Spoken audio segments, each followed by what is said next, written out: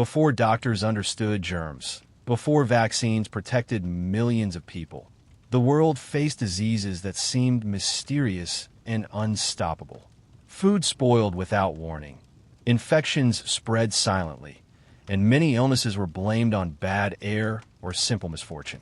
In the middle of this uncertain time, a quiet French scientist named Louis Pasteur began asking careful questions about the invisible world around us. Through patient experiments in small laboratories filled with glass flasks and microscopes, he slowly discovered that tiny microorganisms were responsible for many of the changes and diseases people struggled to understand. Tonight, we gently explore the life of Louis Pasteur and the calm determination that helped reveal how the smallest forms of life could shape the health of the entire world. In the quiet countryside of eastern France, in the small town of Dole, a child was born in the winter of 1822 who would later help change how humanity understands disease, health, and the invisible world around us. His name was Louis Pasteur. He was born on December 27th, 1822, into a modest family.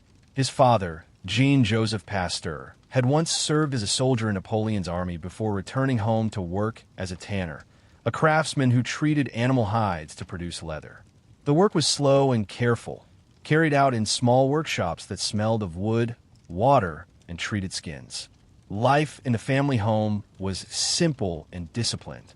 From a young age, Louis lived in an environment that valued patience and steady effort.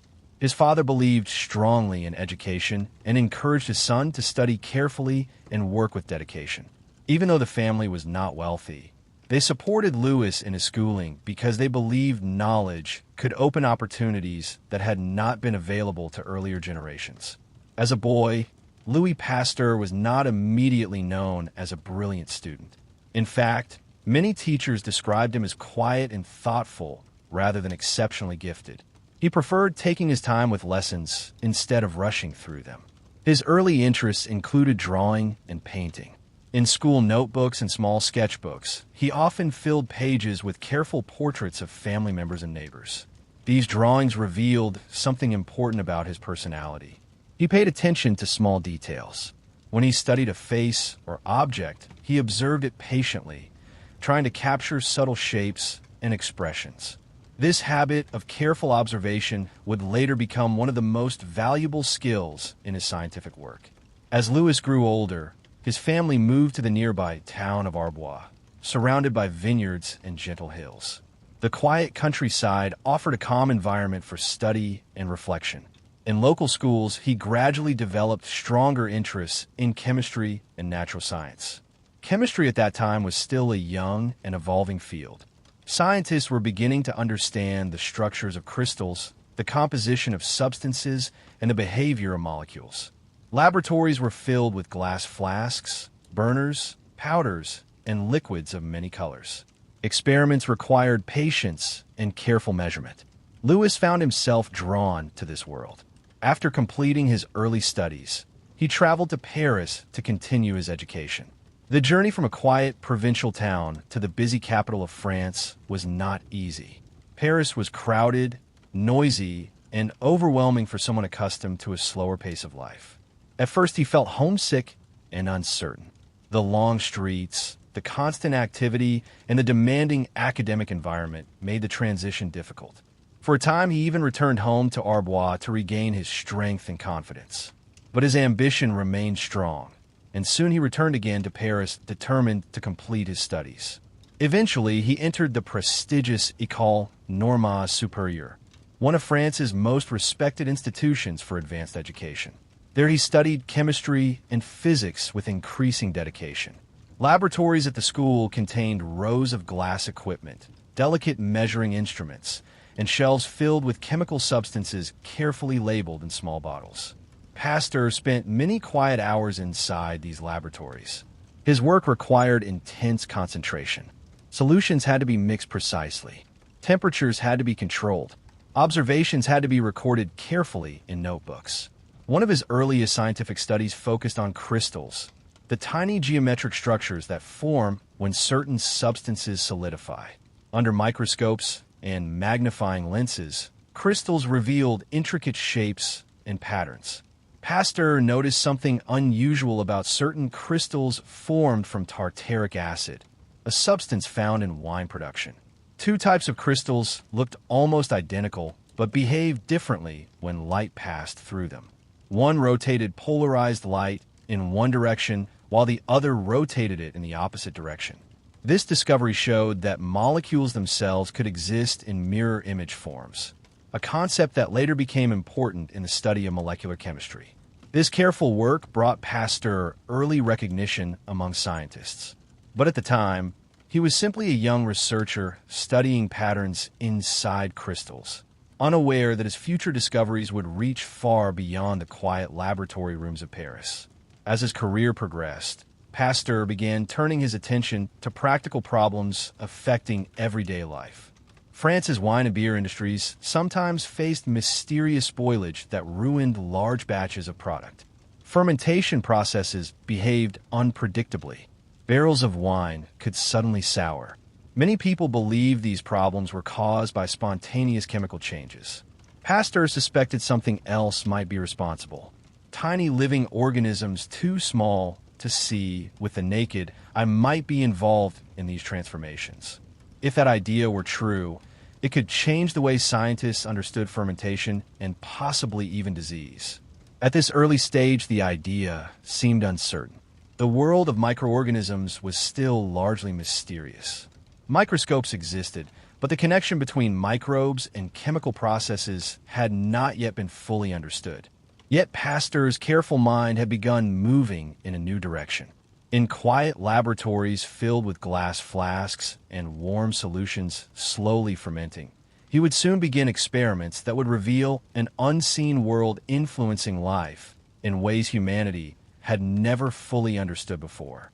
As the years passed, the quiet and careful scientist Louis Pasteur began focusing more deeply on the mysterious process known as fermentation. In many parts of France, winemakers and brewers relied on fermentation to produce wine and beer, yet the process often behaved unpredictably. Some batches produced excellent results, while others suddenly spoiled and turned sour. At the time, many scientists believed fermentation was simply a chemical reaction that happened naturally in certain liquids. According to this belief, the process occurred on its own without the involvement of living organisms. Pasteur was not fully convinced by this explanation. Inside the laboratories where he worked, he spent long hours studying liquids under microscopes. The rooms were quiet except for the soft sounds of glassware being moved and the occasional bubbling of heated solutions. Small flasks sat on wooden tables, each containing carefully prepared mixtures. When Pasteur examined samples of fermenting liquids through a microscope, he began to notice tiny living forms moving inside them. These microscopic organisms were far too small to see with the naked eye, but under magnification, they appeared as small round or elongated shapes slowly drifting through the liquid. Pasteur observed that when healthy fermentation occurred, certain types of microorganisms were present. But when wine or beer spoiled, different kinds of microbes appeared instead. This pattern suggested that fermentation was not simply a chemical process, but a biological one involving living organisms. Through repeated experiments, he demonstrated that yeast, a microscopic organism, played a crucial role in the fermentation of sugar into alcohol. Other microbes could produce unwanted acids that spoiled the product. This discovery had important practical consequences. If the correct microorganisms were allowed to grow, while harmful ones were prevented from entering, fermentation could be controlled more reliably. Pasteur's findings began changing the way scientists understood fermentation. But he soon began exploring an even deeper question. At that time, a long-standing belief known as spontaneous generation suggested that living organisms could arise naturally from non-living matter. According to this idea, microbes might simply appear in liquids without coming from any previous life. Pasteur suspected that this belief was incorrect.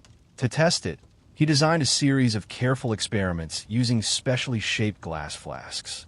These flasks had long curved necks that allowed air to enter but prevented dust particles from reaching the liquid inside. Pasteur filled the flasks with nutrient-rich broth and boiled the liquid to kill any existing microorganisms. After boiling, the broth remained clear and free of life. Days passed, then weeks. The liquid remained unchanged. But when a neck of the flask was broken or when dust was allowed to reach the broth, microorganisms soon began growing inside. The once clear liquid turned cloudy with microbial life. These experiments showed that microbes did not appear spontaneously. Instead, they came from tiny particles in the environment that carried living organisms too small to see. The results were powerful evidence against spontaneous generation. They helped establish the idea that microorganisms originate from other microorganisms. This realization slowly began shaping a new understanding of the microscopic world. Pasteur continued studying how heat could affect these tiny organisms. He discovered that gently heating liquids, such as wine or milk, could kill harmful microbes while preserving the flavor and quality of the liquid. This heating process prevented spoilage and made products safer to consume. The technique later became known as pasteurization, named after the scientist who developed it. Wine producers across France quickly recognized the value of this discovery. By carefully heating their products before storage, they could prevent large economic losses caused by spoilage. Yet Pasteur's curiosity extended even further. If microorganisms could spoil food and beverages, could they also be responsible for disease in animals and humans? This question would guide the next phase of his work. At the time, many diseases were still poorly understood. Some doctors believed illnesses came from bad air or mysterious environmental influences. The idea that invisible microbes might cause disease was not widely accepted. Pasteur began investigating diseases affecting animals, especially those that caused problems for farmers and agriculture. His laboratory soon became a place where glass flasks, microscopes, and small experimental animals filled the rooms. Assistants worked quietly beside him, preparing samples and recording observations. The experiments required patience and careful attention. Slowly, step by step, Pasteur began uncovering evidence that specific microorganisms were responsible for certain diseases. These discoveries would eventually help create the foundation of germ theory, the idea that many illnesses are caused by microscopic organisms that spread between living beings. The implications were enormous. Understanding the role of microbes could lead to methods for preventing infection, protecting animals, and saving human lives. What had begun as a study of spoiled wine was now opening the door to a completely new way of understanding health and disease. And in the quiet laboratory rooms where Pasteur worked with steady concentration, the invisible world of microbes was beginning to reveal its profound influence on life itself. As the research of Louis Pasteur continued, his work gradually moved from the study of fermentation into the study of disease. By now, he had become widely respected for showing that microscopic organisms were responsible for many chemical changes in food and drink. But Pasteur believed the influence of these tiny organisms reached even further. If microbes could sour wine and spoil milk, he reasoned they might also be responsible for illnesses that affected animals and people. During the middle of the 19th century, France faced a serious problem in its silk industry. Silkworm farms across the country were suffering from mysterious disease that was destroying entire populations of worms. Since silk production depended completely on healthy silkworms, the losses threatened an important national industry. Pasteur was asked to investigate. He traveled to the southern regions of France where the silkworm farms were located. The countryside there was quiet, filled with mulberry trees whose leaves fed the worms. Farmers carefully raised the insects in wooden trays inside warm rooms where thousands of small white caterpillars slowly fed and grew. But something was going wrong. Many worms became weak and died before completing their life cycle. Others produced poor quality silk. The cause of the disease remained unclear, and many farmers feared that the entire industry might collapse. Pasteur approached the problem the same way he approached all scientific questions. He began with careful observation. Using microscopes, he examined the bodies of healthy and diseased silkworms. He studied their eggs, tissues, and fluids. Slowly, he noticed that the diseased worms contained tiny microorganisms that were absent in healthy individuals. By carefully separating infected worms from healthy ones and selecting clean eggs for breeding, Pasteur showed that the disease could be controlled. Farmers who followed these methods could protect their silkworm populations. The success of this work strengthened Pasteur's growing belief that many diseases were caused by specific microorganisms. This idea, which later became known as germ theory, suggested that infections were not random events, but the result of living microbes entering the body. The concept was revolutionary. If microbes cause disease, then it might be possible to prevent illness by stopping those microbes from spreading. Doctors and scientists began thinking about hygiene, sterilization, and the importance of cleanliness in new ways. Around this time, Pasteur also began studying diseases affecting animals, including a dangerous infection known as anthrax. Anthrax could spread rapidly among livestock, such as sheep and cattle, killing large numbers of animals and causing serious economic damage for farmers. Through laboratory experiments, Pasteur and his assistants worked to understand the bacteria responsible for anthrax. They studied how the microbes grew and how they spread from one animal to another. Pasteur then began experimenting with a bold idea. If an animal were exposed to a weakened form of a disease causing microbe, the animal might develop protection against future infections. The body could learn to resist the disease after experiencing a milder version of it. This principle had similarities to earlier practices used against smallpox, but Pasteur approached it with careful scientific testing. He developed a weakened form of the anthrax bacteria and used it to vaccinate a group of sheep. Later, both vaccinated and unvaccinated animals were exposed to the full-strength disease. The results were striking. The vaccinated sheep remained healthy, while the unvaccinated animals became sick and died. The experiment demonstrated clearly that vaccination could protect animals from deadly infections. News of this success spread quickly. Farmers, doctors, and scientists across Europe became interested in the possibilities of vaccination. Pasteur's laboratory grew busier than ever. Glass flasks filled with bacterial cultures lined the work tables. Microscopes stood beside notebooks filled with careful observations. Assistants worked quietly preparing samples, recording results, and maintaining the experiments. Yet the work was not always easy.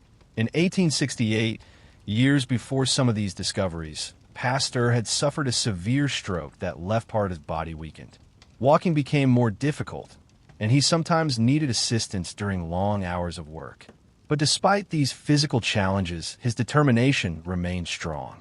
He continued directing research from his laboratory, guiding experiments, and developing new ideas about disease prevention. His belief that microbes played a central role in illness was gradually gaining acceptance among scientists and physicians. But the most dramatic test of his work was still to come. One of the most feared diseases of the 19th century was rabies.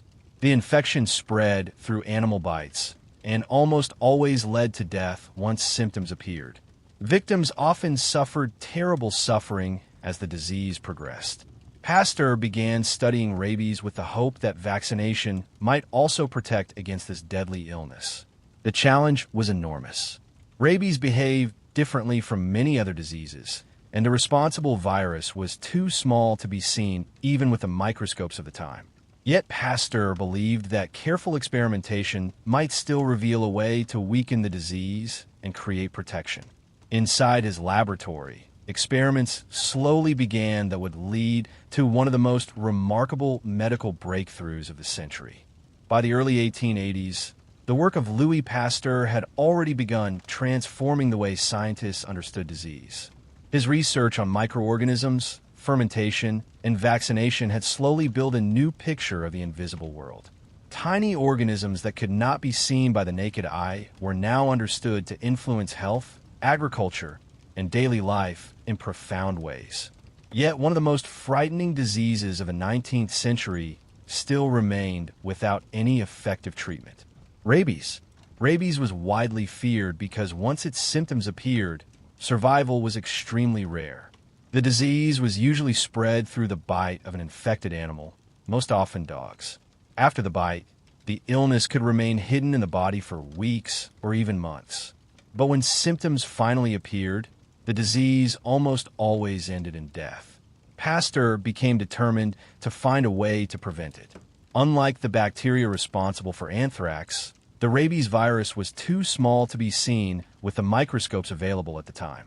Scientists could not directly observe the organism causing the disease. This made the problem even more difficult. Nevertheless, Pasteur and his assistants began experimenting with infected animals in a laboratory. The rooms where they worked were filled with glass containers, notebooks, microscopes, and carefully prepared samples. Experiments were conducted slowly and cautiously. Pasteur discovered that if the rabies virus was weakened under controlled conditions, it might be possible to create a form of the disease that could stimulate the body's defenses without causing severe illness. Through a series of experiments using infected nerve tissue that had been gradually weakened, he developed a method that appeared promising. But the true test had not yet come. In 1885, a desperate situation arrived at Pasteur's laboratory. A young boy named Joseph Meister had been severely bitten by a dog believed to be infected with rabies. Without treatment, the child would almost certainly develop the disease. At that time, Pasteur was not a licensed medical doctor, and the decision to treat the boy carried great risk. But after careful discussion with physicians and with the permission of the child's family, Pasteur decided to try his experimental vaccine. Over several days, the boy received a series of injections containing gradually stronger preparations of the weakened virus. The hope was that the body would develop protection before the rabies infection could take hold. The days that followed were filled with quiet anticipation. Pasteur and his colleagues watched closely for signs of illness. But as time passed, the boy remained healthy. Weeks went by, and the feared symptoms never appeared. The treatment had worked. News of the successful vaccination spread rapidly across Europe and beyond. People began traveling long distances to seek treatment at Pasteur's laboratory. Patients who had been bitten by potentially infected animals arrived from many countries, hoping for protection. The demand soon became so great that a special research and treatment center was created in Paris. This institute, later known as the Pasteur Institute, became a major center for scientific research on infectious diseases. Within its laboratories, scientists continued studying microbes, vaccines, and the mechanisms of infection. The work carried forward the principles that Pasteur had established through decades of patient experimentation. Despite his achievements, Pasteur himself remained a careful and thoughtful figure. The stroke he had suffered years earlier still affected his movement. And as he grew older, he spent more time guiding research rather than performing every experiment himself. Visitors who met him often describe a calm man who spoke quietly but with great conviction about the importance of science in improving human life. He believed that understanding the microscopic world could help prevent suffering and protect communities from disease. Louis Pasteur lived until 1895, reaching the age of 72. By the time of his death, his discoveries had already begun reshaping medicine, agriculture, and food safety. Pasteurization made milk and other products safer to consume. Germ theory changed how doctors approach infection and hygiene. Vaccination opened the path toward protecting both animals and humans from deadly diseases. Today, many of the principles he helped establish remain fundamental to modern science and medicine. Hospitals follow strict sterilization practices to prevent the spread of microbes. Vaccines protect millions of people from infectious diseases. Food safety procedures help ensure that everyday products remain safe to consume. All of these developments can trace part of their origin back to the careful work of a scientist who spent long hours observing tiny organisms through a microscope. In quiet laboratories filled with glass flasks, warm solutions, and handwritten notebooks, Louis Pasteur revealed that the smallest forms of life could have the greatest influence on the health of the world. And in doing so, he helped humanity understand that protecting life sometimes begins with seeing the invisible.